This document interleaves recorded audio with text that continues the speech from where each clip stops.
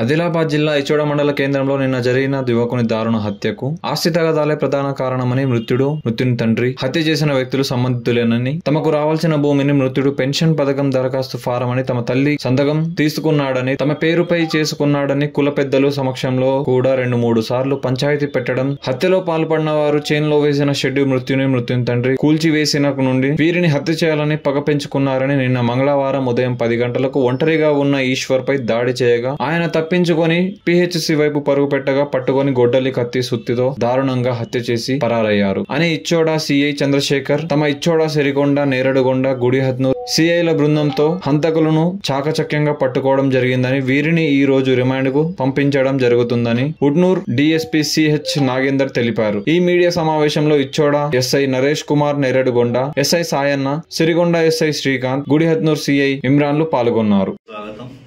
ఇచ్చోడలో 2 రోజుల క్రితం వనవల ఈశ్వర్ అనే వ్యక్తిని అతని బాబాయ్ మరియు అతని కొడుకులు దారుణంగా పొద్దున 10 గంటలకే హత్య చేశారు. ఇట్టి నేరస్తులను సిఐ ఇచ్చోడ చంద్రశేఖర్ గారు, సర్కిల్ ఎస్ఐస్ నరేష్, సాయన్న, శ్రీకాంత్ల సాయంతో వీరిని ఇవాళ మార్నింగ్ పట్టుకోవడం జరిగింది. వనవల సూర్యకాంత్, ఇతని తండ్రి పేరు పాండురంగ, 27 ఇయర్స్. వనవల పాండురంగ, ఇతని ఏజ్ 51 ఇయర్స్. అయితే ఈ ఈశ్వర్ తండ్రి కేతోబా మరియు ఈ పాండురంగ మధ్యలో వాళ్ళ ఆస్తికి సంబంధించిన తగాదా ఈ గత 6 నెలలకెళ్ళి జరుగుతున్నది. ఈ కేతోబా అనే వ్యక్తి దాదాపు 40 ఏళ్ల క్రితం వాళ్ళ పెద్దమ్మ దగ్గరికి అడాప్షన్కు వెళ్ళినాడు.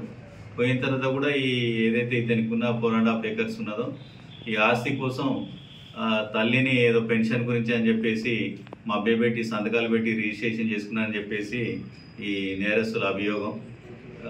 క్యాష్ టైలర్స్ దగ్గర కూడా 2-3 సార్లు పిలిపిస్తే వాళ్ళు రాకపోవడం జరిగింది.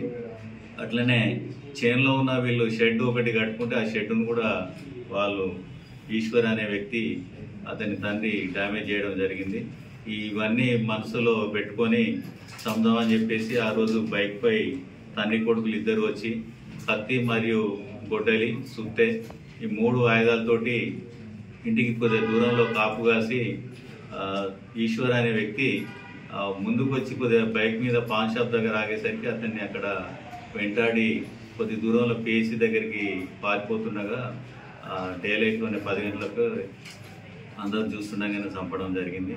ఇట్లాంటి వ్యక్తులను సిఐ గారు చాకచక్యంగా పట్టుకున్నారు. ఇవాళ కోర్టుకు పంపించడం జరుగుతుందని